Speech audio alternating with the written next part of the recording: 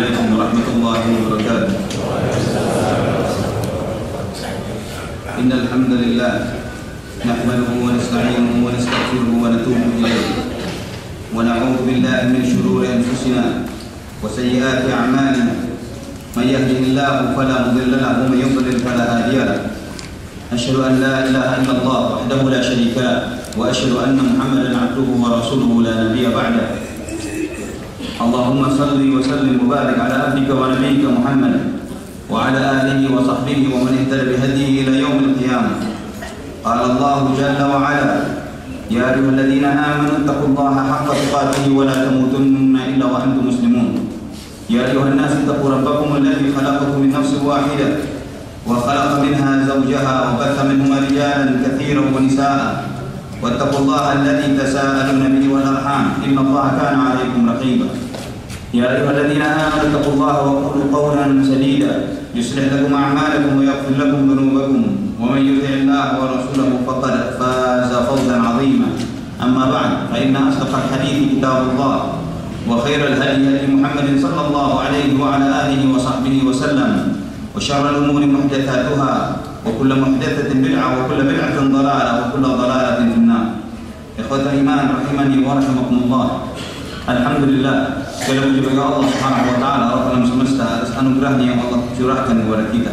Segala puji bagi Allah Subhanahu wa taala yang memberikan kesempatan kepada kita untuk bertemu pada hari ini untuk melanjutkan kajian kita yang sempat tertunda pada kesempatan yang lalu terkait dengan sebab-sebab yang mendatangkan cinta kepada Allah Subhanahu wa taala.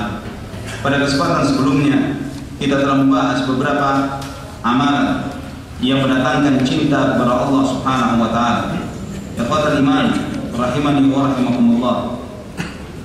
Tujuan kita di dalam beribadah kepada Allah Subhanahu wa taala adalah agar Allah Subhanahu wa taala mencintai kita. Dan cinta mendasar ini pada hakikatnya sudah ada, karena Allah Subhanahu wa taala adalah Ar-Rahman Ar-Rahim. Allah Maha Pengasih, Allah Maha Penyayang. Sebagaimana Nabi sallallahu alaihi wasallam bersabda dalam salah satu hadisnya ketika beliau dengan para sahabatnya melihat serombongan tawanan dan melihat ada seorang wanita yang mencari-cari anak bayinya yang terlepas dari dirinya.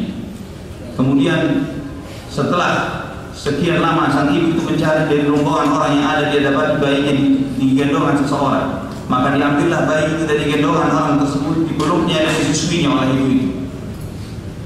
Kemudian Nabi sallallahu alaihi wasallam bertanya, kamu perhatikan bagaimana sang ibu ini kepada putranya tersebut, betapa cintanya dia, dan kira-kira mungkinkah sang ibu ini akan melemparkan putranya ke dalam api? Ya Rasulullah, seorang ibu melempar putranya ke dalam api, ini mustahil ya Rasulullah. Dia sangat cinta seperti itu. Nabi sallallahu alaihi wasallam bersabda, "Allahu ashaddu hubban li'ibadihi min al-walidati li waladiha." Dan sungguh Allah Subhanahu wa taala sangat cinta kepada hambanya melebihi cintanya seorang ibu kepada putra-putrinya. Cinta Allah Subhanahu wa taala terlihat di dalam Asmaul Husna, nama-nama yang baiknya yang merupakan salah satu di antara sifat Allah Subhanahu wa taala. Ikhwatul iman rahimani wa rahimakumullah. Pada kesempatan sebelumnya kita telah membahas di antara amalan-amalan yang sudah kita kaji pada kesempatan itu adalah membaca Al-Qur'an dan mentadabburi maknanya. Dan kita juga mengkaji pada kesempatan sebelumnya di antara sebab amalan yang mendatangkan cinta kepada Allah Subhanahu wa taala adalah beribadah kepada Allah dengan ibadah-ibadah sunnah. Juga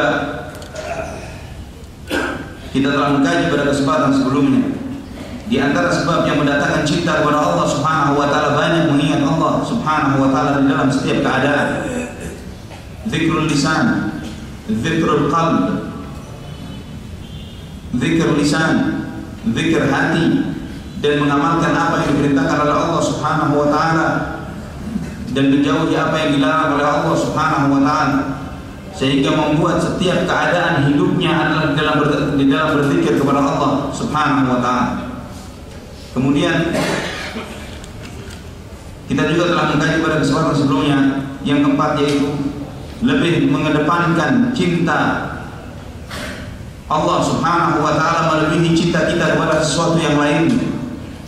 Dan ini sebagaimana kata Imam Ibnu Qayyim al-Jauziyah, mudah untuk diucapkan, mengatakan bahwa kita lebih cinta kepada Allah Subhanahu wa ta'ala melebihi cinta kita kepada selain Allah Subhanahu wa ta'ala. Allah Subhanahu wa ta'ala mengingatkan di dalam surat At-Taubah ayat 24, "Qul in kana aba'ukum wa abna'ukum wa ikhwanukum wa azwajukum wa 'ashiratukum wa amwalun iftaraftumuha wa tijaratun takhshawna kasadaha wa masakin tardawnaha ahabba ilaykum min Allah wa rasulihi wa jihadin fi sabilihi fatarabbasu hatta ya'ti Allah bi amrihi wallahu la yahdi al-qaumal fasiqin."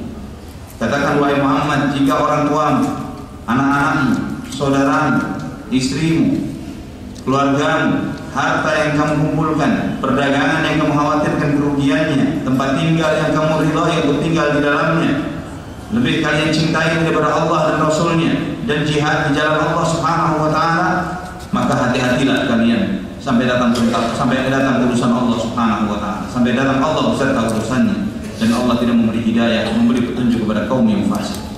Allah mengingatkan di dalam ayat ini bahwa kecintaan kita kepada Allah Subhanahu wa ta'ala harus lebih kuat daripada cinta kita, bahkan melebihi cinta kita kepada diri kita sendiri, yang menuntut jika kita harus mengorbankan apa yang disebutkan oleh Allah tadi untuk Allah dan Rasulnya, maka harus dilakukan.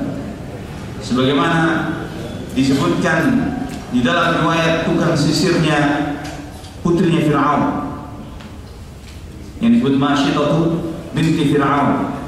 Masyitah ini bukan nama, artinya tukang sisir.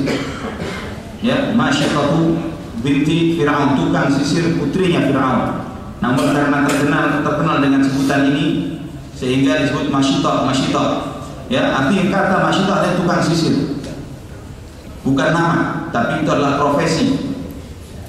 Di dalam riwayat itu disebutkan ketika sang tukang sisir ini menyebutkan nama Allah Subhanahu wa ta'ala dan putri Fir'aun, bertanya, apakah ada Tuhan lain selain ayahku? Ya, Tuhanku, Tuhanmu, dan Tuhannya ayahmu, Allah Rabbul Alamin. Allah Tuhan di seluruh alam semesta. Akhirnya dia pun harus menghadapi cobaan, menghadapi siksa. Yang cobaan itu diriwayatkan dalam riwayat tersebut bahwa dikumpulkan keluarganya semuanya di hadapan tukang sisirnya. Maukah kamu kembali kepada agama Fir'aun? Jika tidak, kamu akan disiksa keluargamu satu persatu. Dinyalakan api, dimasaklah minyak sampai mendidih, dan diperintahkan kepada tukang sisir ini, maukah kamu untuk kembali kepada agama nenek moyangmu, itu agama menyembah kepada Fir'aun? Dia enggak. Maka dilemparkanlah suaminya di dalam minyak mendidih tersebut. Dilemparkanlah anaknya satu persatu. Tetap dia tegak sampai yang terakhir bayinya mau direnggut dari tangannya. Dia memiliki seorang bayi. Maka subhanallah, di saat itu sebagaimana Nabi SAW bersabda, la yatakallamu fil mahdi illa thalatha, tidak berbicara di dalam buaian kecuali 3 orang. Al-Masih ibn Maryam, kemudian yang kedua adalah anak kecil yang menjadi cobaan terhadap Juraij al-Abid, dan yang ketiga adalah bayi kecil ini. Bayi ini mengatakan, wahai ibu, bersabarlah, sesungguhnya tempat bertemu kita adalah surga. Maka dia pun dilemparkan ke dalam api neraka, api cobaannya Fir'aun. Ikhwatal iman rahimani wa rahimakumullah. Di saat ujian, terlihatlah ungkapan pernyataan benar tidaknya apa yang kita ucapkan. Apakah kita mengatakan cinta kepada Allah dan Rasulnya betul lebih kita dahulukan daripada yang lainnya, atau cinta yang lainnya lebih kita dahulukan daripada cinta kepada Allah dan Rasulnya? Kemudian yang kelima adalah dengan mengkaji Asmaul Husna, dengan mengkaji Asmaul Husna dan sifat-sifat Allah Subhanahu wa ta'ala, dan menyaksikan betapa alam semesta ini tidak bergerak, tidak beredar semuanya kecuali dengan Asmaul Husna, dengan nama-nama Allah Subhanahu wa taala. Dan semua Asmaul Husna yang 99 bahkan lebih itu intinya ada 3 nama yang tertera dalam Bismillahirrahmanirrahim, dengan nama Allah Ar-Rahman Ar-Rahim. Yang pertama adalah lafzul jalal Allah Subhanahu wa taala, kedua Ar-Rahman, ketiga Ar-Rahim. Ini adalah inti dari semua Asmaul Husna. Semua Asmaul Husna kembali kepada 3 nama itu. Lafzul jalal Allah adalah menunjukkan bahwa satu-satunya berhak disembah, karena dia zat yang satu-satunya makhluk al-mustahil bil ibadah, satu-satunya berhak disembah, maka pasti dia memiliki segala sifat-sifat mulia. Sesuatu yang berhak disembah, maka dia memiliki sifat-sifat mulia. Maka dalam lafzul jalalah Allah ini mengandung semua Asmaul Husna yang lain. Ar-Rahman, Ar-Rahim, Al-Alim, Al-Khabir, Al-Qawi, Al-Matin, Al-Jabbar, semua ada dalam lafzul jalalah Allah Subhanahu wa taala.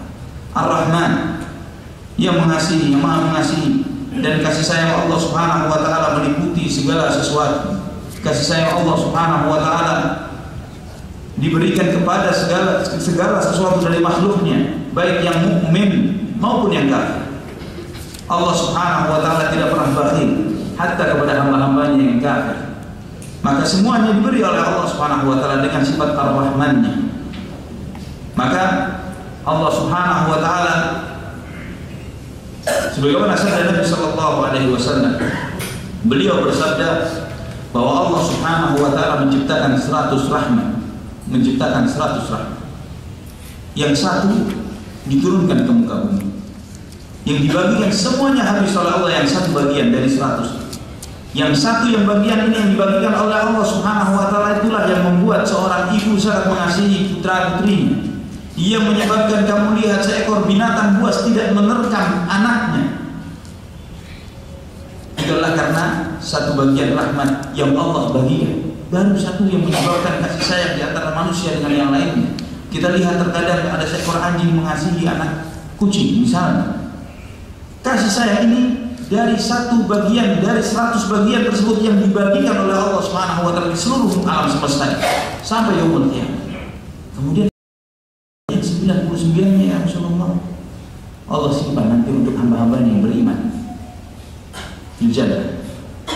Bisa terbayang nikmat di surga yang setiap detiknya diperbaharui nikmatnya, tidak ada putus-putusnya.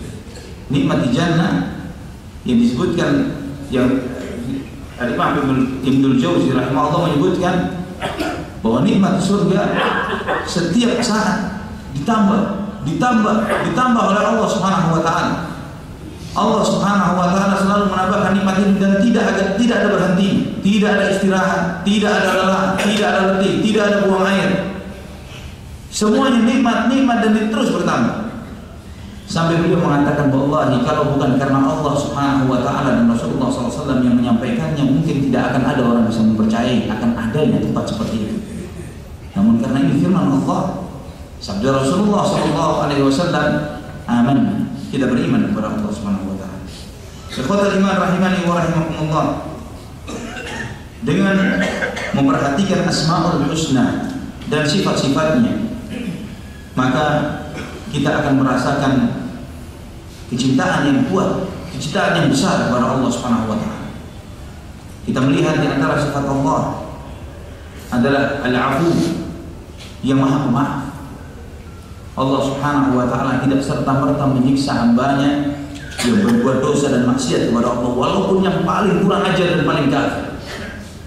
Fir'aun laknatullah alaihi, ketika dia mengatakan ana rabbukumul a'la, aku Tuhanmu yang maha tinggi, tidak serta-merta turun halilintar membakar dirinya. Masih diberi masa tenggat oleh Allah Subhanahu wa taala, diingatkan sampai pada waktunya baru Maha Pemaaf. Allahumma innaka afuwun tuhibbul afwa fa'fu anni. Ya Allah, Engkau Maha Pemaaf, Engkau mencintai sifat pemaaf. Ikhwatul iman rahimani wa rahimakumullah. Dan pembahasan tentang Asmaul Husna adalah pembahasan yang azim, yang sangat agung, Karena dengan mengkaji Asmaul Husna seseorang mengkaji tentang zat Allah Subhanahu wa taala, dan tidak ada yang termulia daripada ilmu ini. Tidak ada yang lebih agung dan mulia melebihi mengkaji tentang nama-nama Allah dan sifat-sifatnya, karena yang dikaji dalam ilmu itu adalah zat yang maha mulia. Kemudian yang keenam, menyaksikan kemahabaikan Allah Subhanahu wa taala dan nikmatnya yang zahir maupun yang batin terhadap diri kita. Allah Subhanahu wa taala berfirman di dalam surat An-Nahl ayat 53, "Wa ma bikum min ni'matin fa min Allah, thumma idza massakum ad-durru fa ilayhi taj'arun." Setiap apapun nikmat yang ada pada dirimu adalah dari Allah Subhanahu wa taala. Dan nikmat yang terbesar, yang maha agung, yang termulia dari segala nikmat yang Allah Subhanahu wa taala berikan kepada kita adalah hidayah. Nikmat hidayah, nikmat iman, nikmat Islam, nikmat subhanallah. Allah Subhanahu wa taala mengingatkan dalam surat Al-Maidah ayat 3, "Al-yawma akmaltu lakum dinakum wa atmamtu 'alaikum ni'mati wa raditu lakumul Islam dinan." Pada hari ini aku sempurnakan bagimu agamamu, aku sempurnakan atasmu nikmatku, dan aku ridha Islam sebagai agama. Ini nikmat yang paling besar. Kita bisa bayangkan ikhwatul iman, tanpa hidayah Islam, tanpa hidayah syariat Islam, bagaimana kehidupan manusia. Salah satu syariat saja tentang mahram dan nikah. Kita lihat, jika ini tidak ada, bagaimana seorang mengenal anaknya dan yang bukan anak. Bagaimana seorang menikahkan yang satu dengan yang lain. Bisa jadi seorang ayah karena cinta kepada putrinya dia nikah. Bisa jadi seorang saudara dengan saudara. Salah satu syariat pernikahan. Dan adanya syariat ini melahirkan syariat-syariat besar yang lainnya. Bagaimana Allah memerintahkan kepala rumah tangga untuk menjaga keluarga istri dan anak. Bagaimana seorang ayah atau orang tua mendidik putra-putri sesuai dengan pendidikan yang diridhai oleh Allah Subhanahu wa taala. Kita perhatikan nikmat dinul Islam adalah nikmat yang sangat agung dan mulia. Seseorang yang memegang syariat dinul Islam ini dan menjaga adab-adabnya, dia menjadi orang yang terhormat. Nabi SAW pernah ditanya, "Ya Rasulullah, siapa yang terbaik di antara kita?" Yang terbaik di antara kita. Rasulullah SAW memahami yang ditanya adalah nasabnya. Yang dipahami oleh Nabi dari pertanyaan adalah nasabnya. Maka Nabi SAW menjawab, Yusuf alaihissalam, Nabi Yusuf. Tidak ada nasab yang lebih baik daripada Nabi Yusuf. Yusuf abahnya Nabi, kakeknya Nabi, buyutnya juga Nabi. Yusuf bin Ishaq bin Yaqub bin Ishaq bin Ibrahim. Yusuf bin Yaqub bin Ishaq bin Ibrahim. Nabi, anaknya Nabi, anaknya Nabi. Tidak ada nasab yang lebih baik. Bukan itu ya Rasulullah. Di antara kita orang-orang Arab. Kata Nabi SAW, khairukum fil Islam, khairukum fil jahiliyah, idza faqahu. Di antara kalian yang terbaik di dalam Islam ini sama seperti yang terbaik di masa jahiliyah. Jadi nasab yang mulia tetap dijaga, ada syaratnya. Tapi ada syaratnya. Idza faqahu, kalau mengerti ilmu agama. Jika mengerti ilmu agama, maka di dalam pembahasan tentang hukuk kafaah di dalam pernikahan, para ulama membahas bahwa alim, seorang yang berilmu, adalah sekufu dengan seluruh kaum muslimin setinggi apapun nasabnya. Seorang yang berilmu, dia setara, tidak ada perbedaan nasab dengan siapapun manusia di dunia ini, walaupun dia syarif, arti keturunan Ahlul Bait. Misalnya, jika salah satu putri dari keturunan Ahlul Bait ini dilamar oleh seorang talibul ilm, seorang penuntut ilmu atau orang yang berilmu, walaupun tidak jelas nasabnya, namun dia seorang berilmu, maka dia setara. Sekufu. Itu menunjukkan kemuliaan ilmu, kemuliaan dinul Islam. Antum perhatikan ikhwatul iman, seseorang yang mengerti ilmu agama terjaga caranya berbicara, caranya dia berpakaian, caranya dia makan dan minum, caranya dia menyapa, ya, segala sesuatu yang sesuai dengan apa yang dituntutkan oleh Rasulullah SAW. Dia memiliki kewibawaan dengan apa yang telah dia pelajari dari sunnah Rasulullah SAW, dari Al-Quran dan sunnah Rasulullah SAW. Adapun orang yang syarif, yang nasabnya tinggi setinggi apapun, sehebat apapun dia, namun kalau dia jahil, kalau dia ucapannya tidak terjaga, perkataan-perkataan keji dia ucapkan, perbuatan-perbuatan hina dia lakukan, maka tidak ada artinya nasab yang mulia. Man batta'a bihi 'amaluhu lam yusri' bihi nasabuhu. Barang siapa yang amalnya kurang tidak bisa didorong dengan nasabnya. Sehebat apapun nasab itu, walaupun cucunya Nabi, anaknya Nabi, Yahudi, laknatullah alaihim, keturunan Nabi, semua Yahudi sangat rajin, tidak pakai khilaf, tidak ada khilaf, pasti keturunan Nabi. Adapun dari kalangan kaum muslimin, jika dikatakan keturunan Rasulullah SAW, kemungkinan keturunan pasti dari Fatimah, dari anak perempuan, dari Hasan dan Husain. Tidak ada dari keturunan dari seorang anak laki-laki. Ikhwatal iman rahimani wa rahimakumullah. Kemudian berikutnya, di antara yang mendatangkan cinta kepada Allah Subhanahu wa taala adalah bersimpuhnya hati kepada Allah Subhanahu wa taala.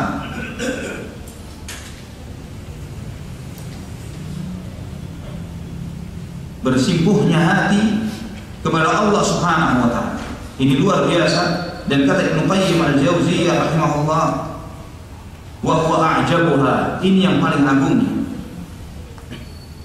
Syekhul Islam Ibnu Taimiyah mengatakan, al-'arifu sa'irun ila Allah ta'ala baina hadaini al-janahain, baina musyahadati al-minnati wa mutala'ati 'aibin nafs. Seseorang yang mengenal Allah Subhanahu wa taala, dia di dalam beribadah kepada Allah Subhanahu wa taala menggunakan dua sayap. Yang pertama, menyaksikan kemahagung-agungan karunia Allah Subhanahu wa taala dan melihat betapa rendahnya dirinya, besarnya nikmat Allah dan betapa rendahnya diri kita. Dan beliau menyebutkan inilah makna dari doa Nabi SAW yang sahih, yaitu doa Sayyidul Istighfar. Ketika Nabi SAW mengajarkan dalam doa Sayyidul Istighfar, ini Allahumma anta rabbi la ilaha illa anta, ya Allah, engkau adalah Tuhan, tidak ada yang berhak disembah kecuali engkau. Khalaqtani wa ana 'abdu, engkau telah menciptakanku dan aku adalah hamba-Mu. Wa ana 'ala ahdika wa wa'dika mastata'tu, dan aku ada di dalam komitmen kepadamu dan janji kepadamu semampuku yang aku bisa lakukan. A'udzu bika min syarri ma sana'tu, aku berlindung kepadamu dari keburukan apa yang telah aku perbuat. Abu'u laka bi ni'matika 'alayya wa abu'u bi dhanbi, aku mengakui nikmatmu atasku dan aku mengakui dosa-dosa. Faghfirli innahu la yaghfiru dzunuba illa anta, ampuni aku, sesungguhnya tidak ada yang mengampuni dosa kecuali Engkau. Di dalam doa ini ada ucapan abu'u laka bi ni'matika 'alayya wa abu'u bi dhanbi, aku mengakui segala nikmatmu atasku dan aku mengakui dosa. Mengakui segala nikmat Allah itu mengakui segala anugerah yang Allah Subhanahu wa taala anugerahkan kepada kita. Mengakui segala betapa besarnya nikmat dan anugerah yang Allah Subhanahu wa taala berikan kepada kita. Dan kemudian wa abu'u bi dhanbi, dan aku mengakui dosa-dosaku adalah mengakui betapa celah dan hinanya diri kita.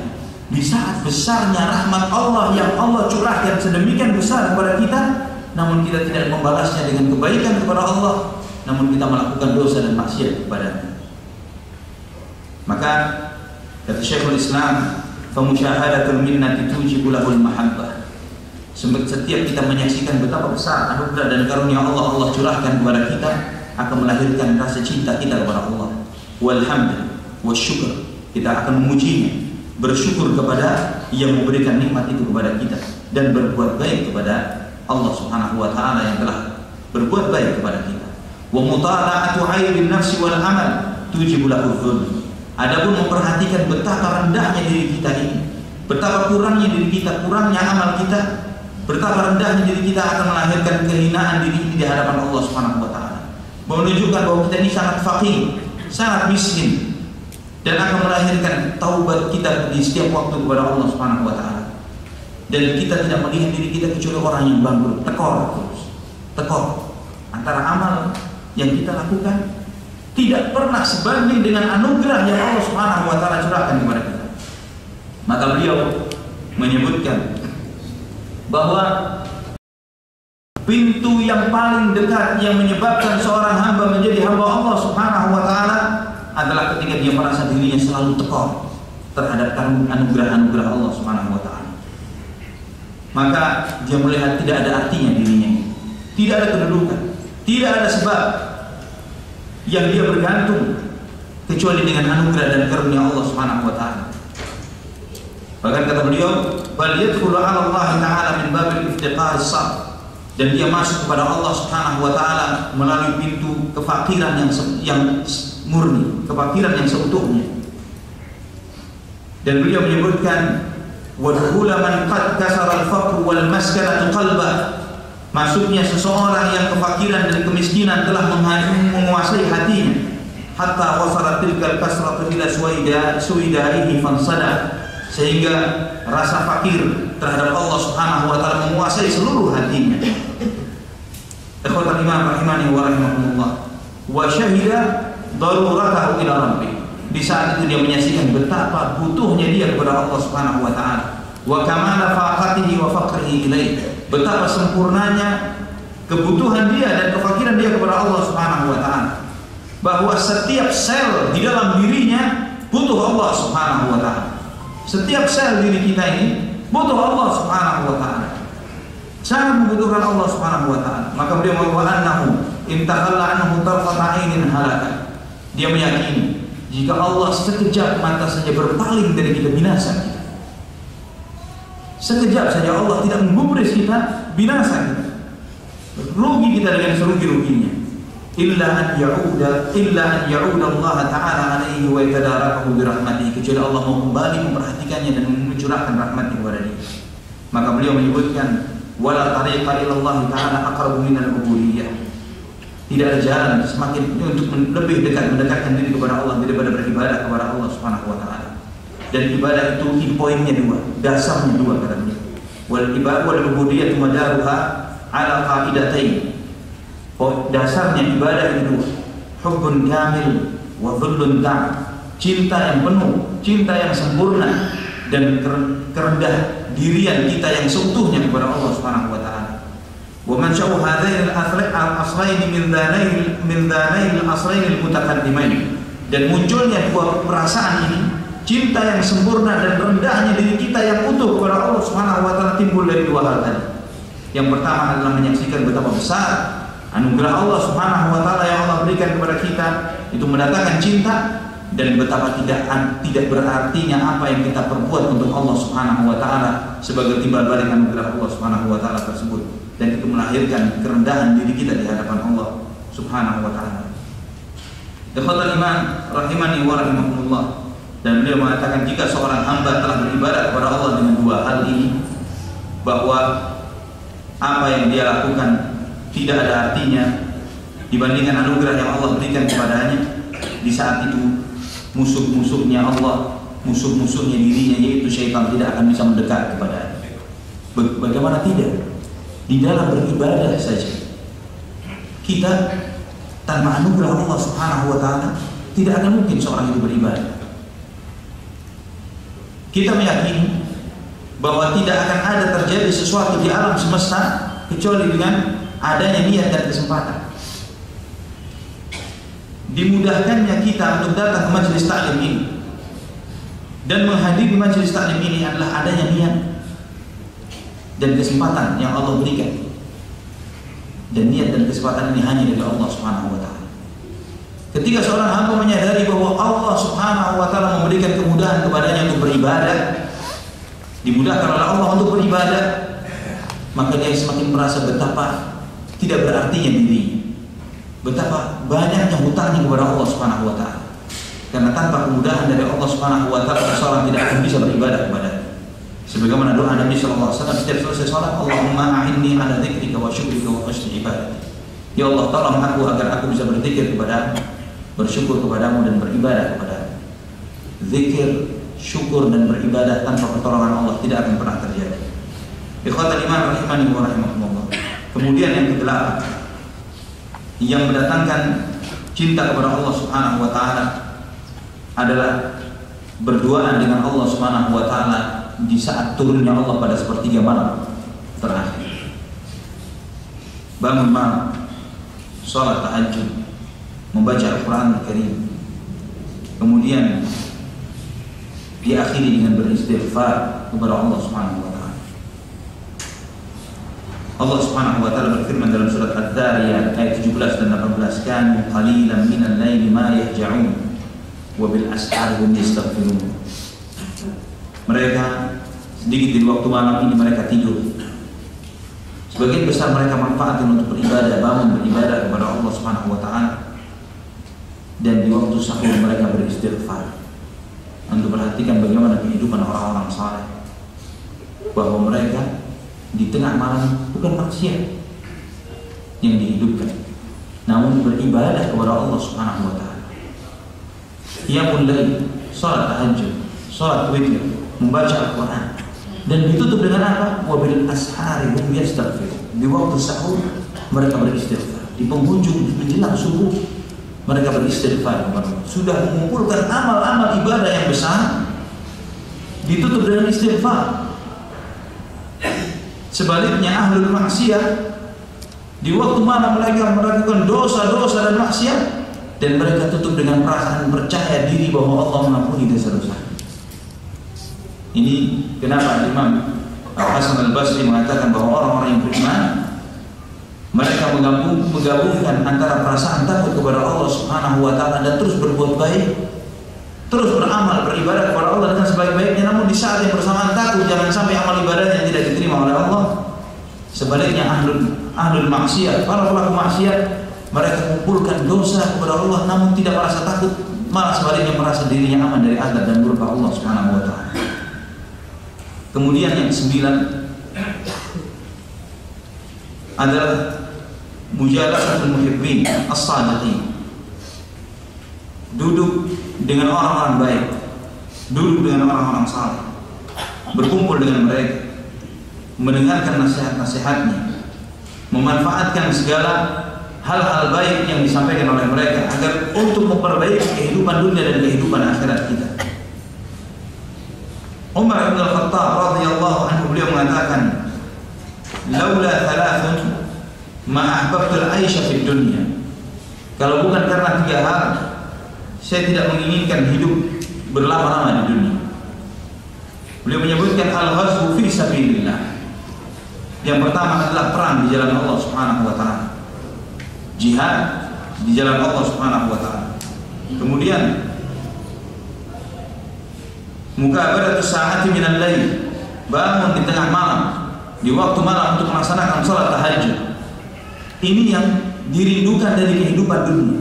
Jihad, ibadah di waktu malam, berdoa dengan Allah Subhanahu wa taala, wa mujalasatu aqwamin yantakuna ataibal kalami kama yantaka ataibal thamar, dan duduk bersama kaum orang-orang berilmu untuk mendengarkan mana kalimat-kalimat yang baik dari mereka, sebagaimana kita memilih mana buah-buah yang baik dari buah-buah.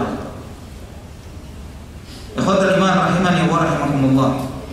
Dengan berkumpul dengan orang saleh, orang-orang yang berilmu, yang mereka zuhud hidupnya, yang mereka ini di dalam kehidupan, yang mengerti tentang hakikat kehidupan dunia, kita akan melihat bagaimana agar mengurangi perasaan cinta dunia yang berlebihan yang ada di dalam hati seorang hamba.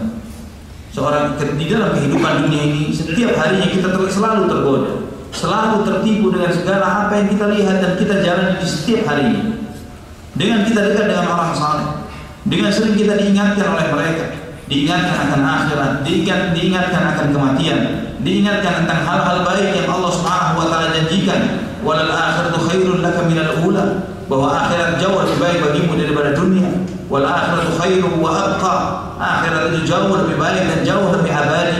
Dengan sering mendengarkan nasihat-nasihat mereka akan semakin membuat hati ini semakin luluh dan dekat dengan Allah Subhanahu wa taala. Ikhwatul iman rahimani wa rahimakumullah. Imam Ibnu Qayyim Al-Jauziyah, beliau menyebutkan tentang gurunya Syekhul Islam. Beliau menceritakan bahwa Syekhul Islam walaupun hidupnya dalam kehidupan yang sangat sederhana, bahkan seringkali dia hidup di dalam penjara, bahkan meninggalnya di dalam penjara. Kata beliau, saya tidak pernah melihat seorang yang lebih luas dadanya melebihi dadanya Syekhul Islam Ibnu Taimiyah. Saya tidak pernah melihat orang yang terlihat memiliki nikmat yang besar seperti nikmatnya Syekhul Islam Ibnu Taimiyah. Sehingga ketika kita merasa gelisah, ketika kita merasa sedih dengan segala masalah yang kita hadapi, kita hanya datang kepada Syekhul Islam, hanya ingin melihat wajahnya dan mendengar ucapan-ucapannya. Dan subhanallah, segala kesedihan itu berubah menjadi kegembiraan, segala kesedihan itu menjadi hilang. Maka beliau mengatakan, Maha Suci Allah Subhanahu wa Ta'ala yang telah menampakkan surganya kepada hambanya di Darul Amal, di dunia ini.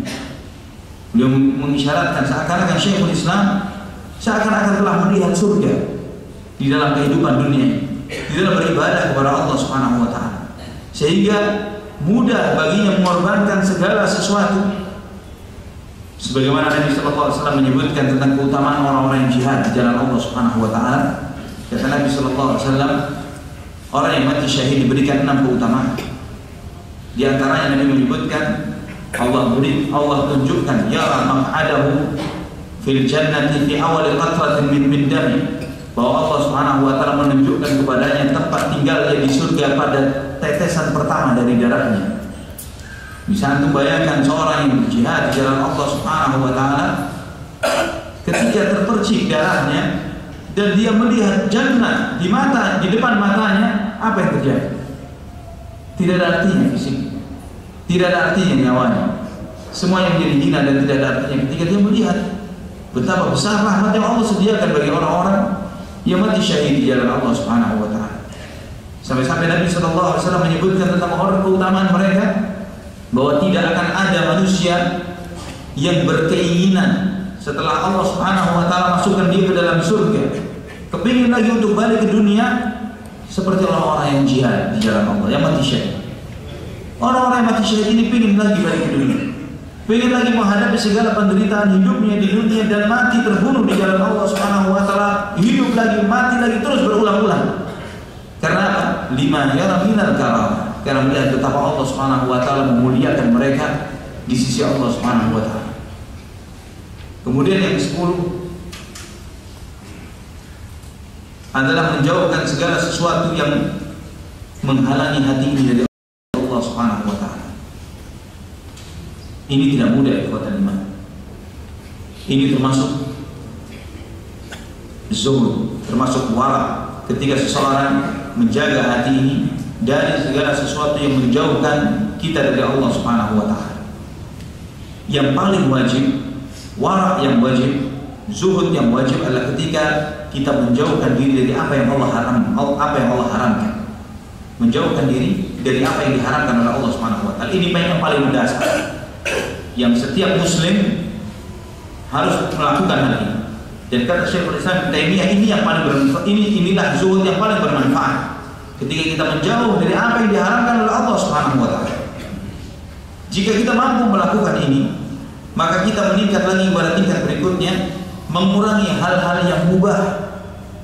Mengurangi hal-hal yang mubah, yang jika hal-hal yang mubah ini semakin banyak akan membuat kita terhalang dari dekat kepada Allah Subhanahu wa Ta'ala. Bagaimana bisa? Banyak ngomong ini mubah, bahkan sebagian besar yang bisa jadi haram. Banyak kumpul dengan orang, bermajlis, ya berkumpul dengan bergaul, banyak bergaul. Ini pada dasarnya mubah. Punya banyak teman mubah, menghadiri event-event tertentu pada dasarnya hukum dasarnya mubah. Namun kalau sering-sering dilakukan akan membuat hati ini menjadi mati, akan membuat hati ini menjadi lemah, membuat dia tidak ada kesempatan untuk banyak-banyak dekat berzikir kepada Allah, beristighfar, bermuhasabah. Maka sering-sering menghadiri acara-acara yang seperti itu akan membuat orang itu terhalang dari Allah Subhanahu wa Ta'ala. Makan pada dasarnya mubah, bahkan bisa jadi wajib ketika itu memberikan mudarat kepada seseorang. Kalau tidak makan akan membahayakan dirinya. Namun berlebihan makan akan menyebabkan seorang itu malas di dalam beribadah kepada Allah Subhanahu wa Ta'ala. Demikian pula tidur, pada dasarnya mubah. Namun keseringan tidur akan menyebabkan seorang ini malas untuk beribadah kepada Allah Subhanahu wa taala. Tingkatan yang berikutnya yang harus dilakukan seorang hamba setelah dia menjauh dari apa yang diharamkan oleh Allah adalah mengurangi hal-hal yang mubah agar dia semakin dekat kepada Allah Subhanahu wa taala. Kurangi tidur, kurangi makan, kurangi banyak bergaul, kurangi banyak melepas pandangan mata. Karena pandangan mata ini adalah anak panah iblis, sahmun min sihab iblis.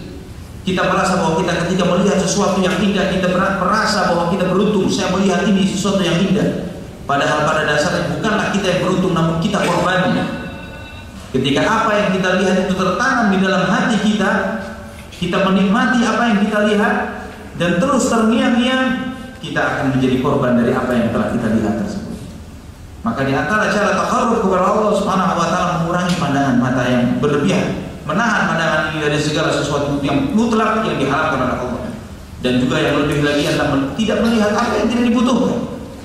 Ada tingkat yang paling mulia, yang paling tinggi dari kewaraan seseorang, kezuhudan seseorang adalah ketika dia menjauh dari segala sesuatu yang tidak ada artinya di surga, di akhirat, yang tidak penting di akhirat, dia jauh. Jadi dia bertanya setiap apa yang dia hendak lakukan, atau apa yang hendak dia perbuat, atau apa yang hendak dia ucapkan, ini bermanfaat untuk akhiratku atau tidak? Jika tidak, dia lebih baik. Man kana yu'minu billahi wal yawmil akhir falyaqul khairan aw liyasmut. Bisa dalam ucapan. Barang siapa beriman kepada Allah dan hari akhir, berkata yang baik atau diam. Artinya, ketika suatu ucapan itu tidak mengandung kebaikan sama sekali, mubah saja, dia hilang. Bergurau yang mubah misalnya, tidak ada manfaatnya di akhirat. Seorang yang pada tingkatan level yang zuhud, yang tinggi dari orang-orang saleh, para waliullah, mereka sudah tidak lagi masuk ke dalam bab-bab tersebut, di dalam masalah-masalah itu. Ini ikhwatul iman rahimani wa rahimakumullah, 10 sebab yang dengannya seseorang meniti tangga untuk mendekatkan dirinya kepada Allah Subhanahu wa taala. Dan intinya dari itu semuanya adalah ilmu, ma'rifatullah, mengenal Allah Subhanahu wa taala. Semakin mengenal Rasulullah sallallahu alaihi wasallam, semakin mengenal dinul Islam yang merupakan hidayah, yang merupakan petunjuk, yang merupakan ilmu yang bermanfaat dan amal yang saleh. Dan itulah siratal mustaqim, jalan yang lurus yang dibawa oleh Rasulullah sallallahu alaihi wasallam dan para sahabatnya. Wallahu a'lam bishawab. Insyaallah pada kesempatan berikutnya kita akan membahas tentang tanda-tanda orang yang mencintai Allah Subhanahu wa taala. Kita akan membahas apa saja ciri-ciri yang terdapat pada diri orang yang cinta kepada Allah Subhanahu wa taala. Karena mengakui cinta itu mudah. Namun bagaimana kita membuktikan diri kita, apakah kita termasuk orang-orang yang betul pengakuan kita kepada Allah Subhanahu wa taala, cinta kita kepada Allah adalah cinta yang benar atau tidak? Insyaallah pada kesempatan berikutnya kita akan bahas hal tersebut dengan lebih mendetail lagi. Wallahu taala a'lam wa a'lam. Sudah waktunya tadi.